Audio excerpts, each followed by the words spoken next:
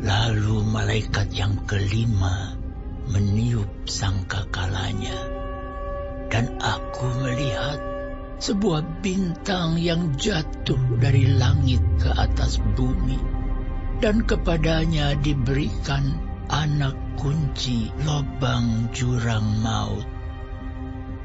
Maka dibukanyalah pintu lobang jurang maut itu. Lalu naiklah asap dari lobang itu, bagaikan asap tanur besar, dan matahari dan angkasa menjadi gelap oleh asap lobang itu. Dan dari asap itu berkeluaranlah belalang-belalang ke atas bumi, dan kepada mereka diberikan kuasa sama seperti kuasa kalajengking di bumi.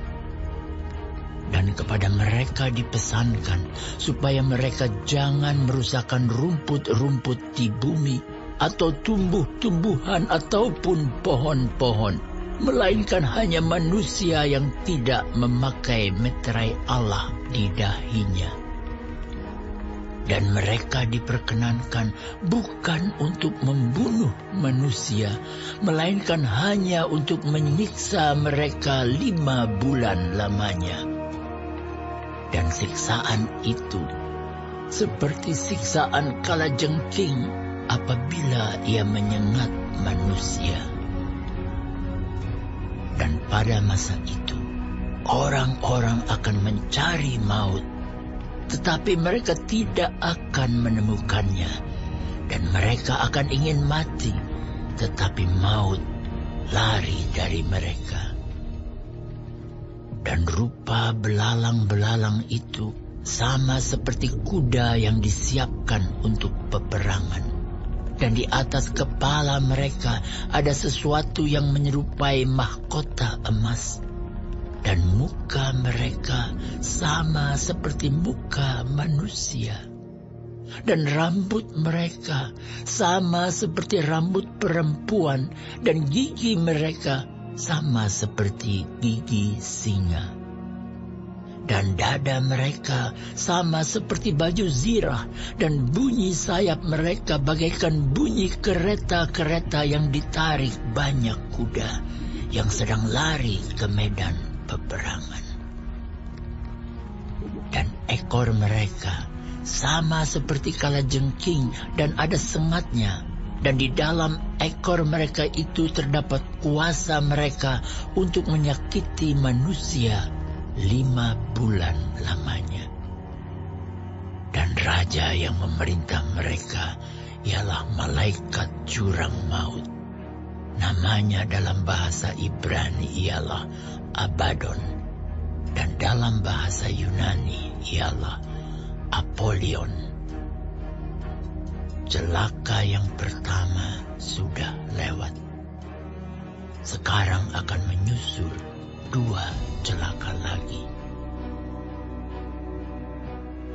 Lalu malaikat yang ke-6 meniup sangkakalanya, dan aku mendengar suatu suara keluar dari ke-4 tanduk mezbah emas yang di hadapan Allah, dan berkata kepada malaikat yang ke-6 yang memegang sangkakala itu, "Lepaskanlah ke-4 malaikat yang terikat dekat sungai besar Efrat itu."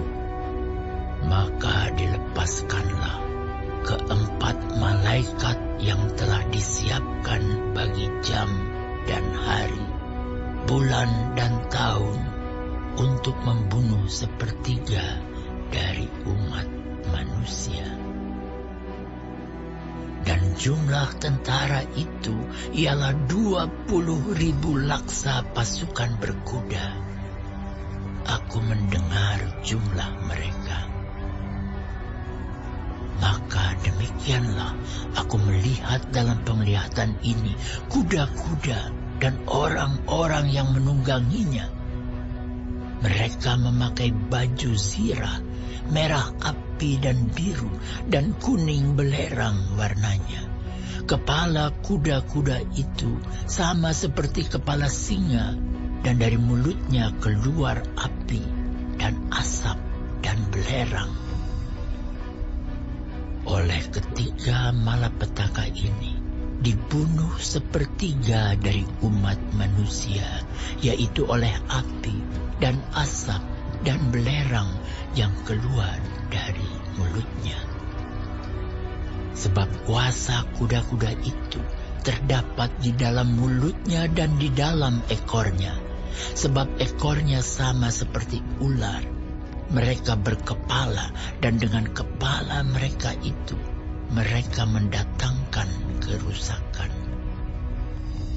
Tetapi manusia lain yang tidak mati oleh malapetaka itu tidak juga bertobat dari perbuatan tangan mereka.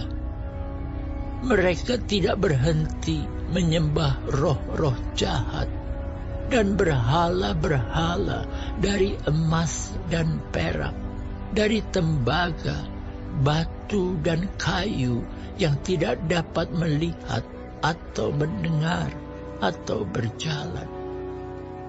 Dan mereka tidak bertobat daripada pembunuhan, sihir, percabulan, dan pencurian.